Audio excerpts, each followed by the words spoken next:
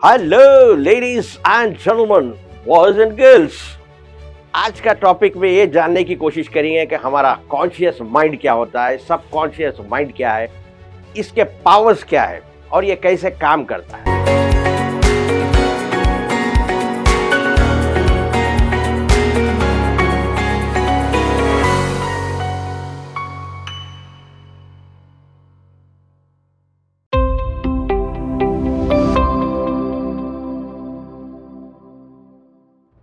NLP कहता है we all are born from same neurology, यानी हमारे जो हार्डवेयर है, हमारे जो ऑर्गन्स है, चाहे वो हार्ट हो, लीवर हो, ब्रेन हो, तो यहाँ हम ब्रेन की बात करेंगे। हमारा जो ब्रेन हो, जो हमारे सर अगर खोले तो उसके अंदर एक वॉलनट की तरह, वॉलनट की शेप में होता है, जिसे हम देख सकते हैं, जिसे हम टच कर सकते हैं। ये ब्रेन हर व्यक्ति का, हर आदमी का सिमिलर, सेम होता है। सेम ब्रेन के साथ ऊपर वाले ने हमें इस धरती पर भेजा है। लेकिन हम ये देखते हैं कि कुछ लोग जीवन में बहुत आगे निकल जाते हैं, कुछ लोग स्ट्रगल करते हैं। इसकी वजह यह है कि ब्रेन तो सेम है, हार्डवेयर इज सेम, फर्क सॉफ्टवेयर का है, फर्क माइंड का है। माइंड अलग होता है। ये जो जीवन में आगे बढ़ते हैं उन्हें पता होता है कि उनके माइंड को क्या करना है, उनके माइंड को कैसा अपग्रेड करना है, उनके माइंड को कैसा अपडेट करना है। साइकोलॉजी 3 लेवल्स के माइंड की बात करती है, कॉन्शियस, सबकॉन्शियस और अनकॉन्शियस। मेरे पिछले वीडियो में इसके बारे में मैंने एक्सप्लेन किया है, डिस्कस किया है।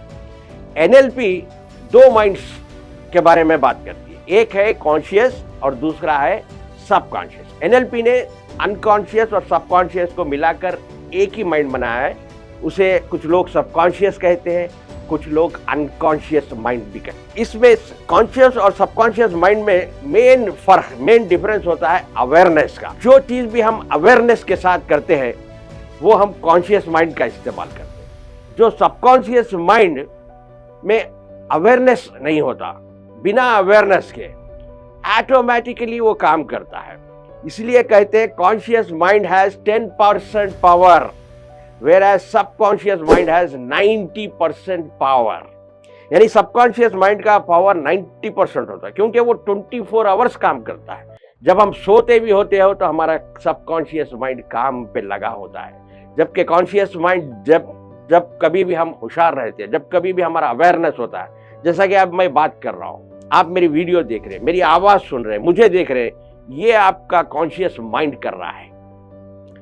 तो इसे कॉन्शियस माइंड और सबकॉन्शियस माइंड को हम 2 मॉडल से समझने की कोशिश करें। एक है आइसबर्ग मॉडल, दूसरा है horse and rider model. Iceberg model यानी आइसबर्ग को शायद आप लोगों ने देखा होगा, सुना होगा।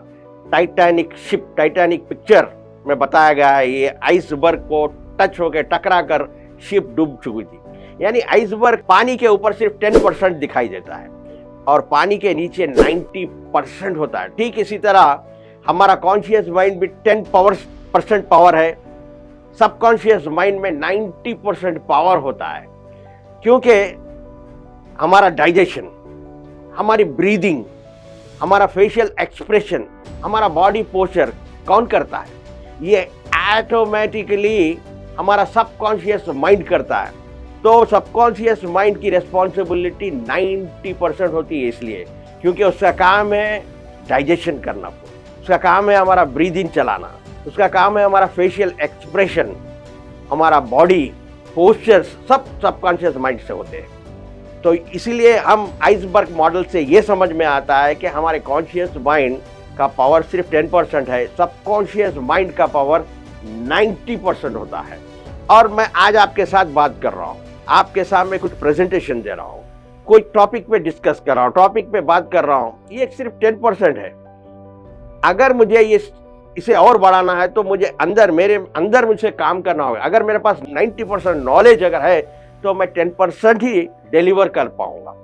ये होता है कॉन्शियस और सबकॉन्शियस माइंड का पावर। अब इसे दूसरे मॉडल से समझने की कोशिश करेंगे कि इसका क्या कोरिलेशन होता है, यानी हॉर्स एंड राइडर मॉडल। मैं आपसे ही पूछता हूं, अगर ये हॉर्स है और ये राइडर है, यानी घोड़ा और घुड़सवार, फिजिकली कौन स्ट्रांग होता है, हॉर्स स्ट्रांग होता है या राइडर स्ट्रांग होता है? आप कहोगे कि अरे हॉर्स स्ट्रांग होता है, क्योंकि हॉर्स राइडर को बिठाकर दौड़ता है, लेकिन राइडर हॉर्स को नहीं बिठा सकता अपने कंधे पर, इसलिए हॉर्स स्ट्रांग होता है। इसका मतलब आज हम हॉर्स को सबकॉन्शियस माइंड से रिप्रेजेंट कर रहे हैं और राइडर को कॉन्शियस माइंड से, यानी हॉर्स सबकॉन्शियस माइंड, यानी पावर, ज्यादा पावर सबकॉन्शियस, राइडर के पास कम पावर है। अब देखते हैं, if R gives an instruction, अगर आर कोई इंस्ट्रक्शन नहीं देता, यानी राइडर अपने घोड़े को, अपने हॉर्स को कोई इंस्ट्रक्शन नहीं देता, तो हॉर्स कैसा बिहेव करता, यानी कैसा चलेगा? वो अपने पैटर्न्स, अपनी प्रोग्रामिंग, अपना जैसा भी उसका पास्ट का प्रोग्रामिंग है, पास्ट का एक्सपीरियंस है, उसी तरह वो बिहेव करेगा। अगर वो घोड़ा रेस का घोड़ा है तो दौड़ेगा, अगर वही घोड़ा शादी का घोड़ा है थोड़ी दूर चलेगा फिर रुक जाएगा, क्योंकि उसका राइडर उसे कोई इंस्ट्रक्शंस नहीं दिया। तो समझने की बात यह है कि सबकॉन्शियस माइंड उसके अपने ओन पैटर्न्स, अपने ओन कंडीशनिंग, अपने ओन बिहेवियर के साथ काम करता है, तब तक के कॉन्शियस माइंड उसे कोई इंस्ट्रक्शंस नहीं देता। अब अगर आप राइडर कोई इंस्ट्रक्शंस दे हॉर्स को, तो क्या हॉर्स को वो फॉलो करना पड़ेगा? हाँ, अगर राइडर को इंस्ट्रक्शन देता है अपने घोड़े को, अपने हॉर्स को, तो हॉर्स वो इंस्ट्रक्शन को फॉलो करता है। ये कॉन्शियस और सबकॉन्शियस माइंड को समझने के लिए मैं अभी आपके सामने प्रूफ के साथ पेश करता हूं। आप सब अब ये वीडियो देख रहे हैं तो एक सेकंड के लिए एक डीप ब्रेथ लीजिए।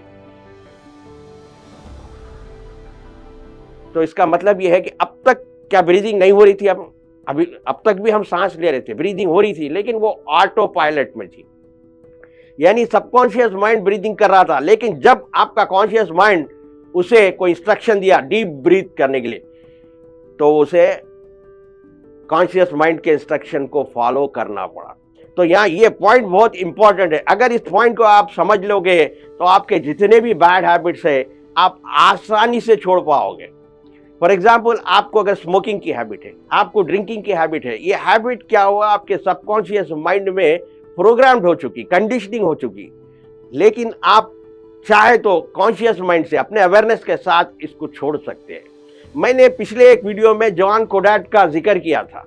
जॉन कोडार्ड ने 72 ऐसे गोल सेट किए थे जो बहुत ही मुश्किल थे, और उनसे पूछा गया कि ये कैसा आप अचीव करें, तो उन्होंने कहा था कि मैंने एक C³ टेक्निक फॉलो की।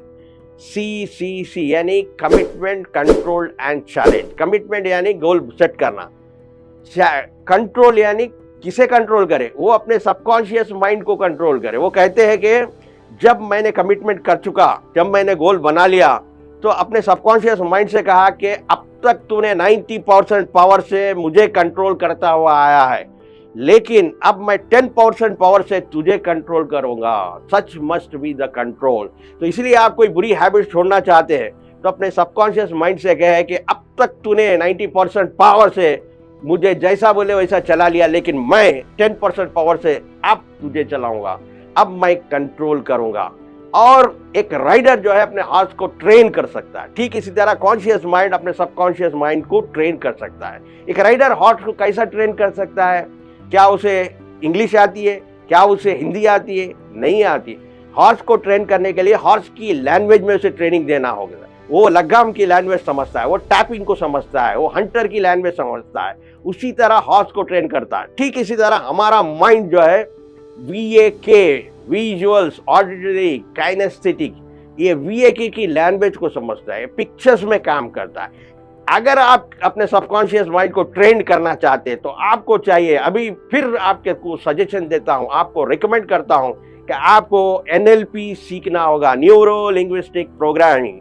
हम इस प्रोग्राम में आपको अपने सबकॉन्शियस माइंड को कैसा ट्रेन करें, उसे ट्रेन करके आपको जीवन में कैसे आगे बढ़े, कैसे सफलता की चोटियां छुए, ये चीज हम आपको ट्रेनिंग में सिखाते हैं। अगर आप इंटरेस्ट है तो आप नंबर, इस वीडियो में दिए गए नंबर को भी कॉल कर सकते हो। और ऐसे वीडियोस आगे भी चाहते हैं, ऐसे इंफॉर्मेशन और चाहते हो, तो इस वीडियो को, इस चैनल को सब्सक्राइब करिए, लाइक करें और दूसरों के साथ शेयर भी करिए।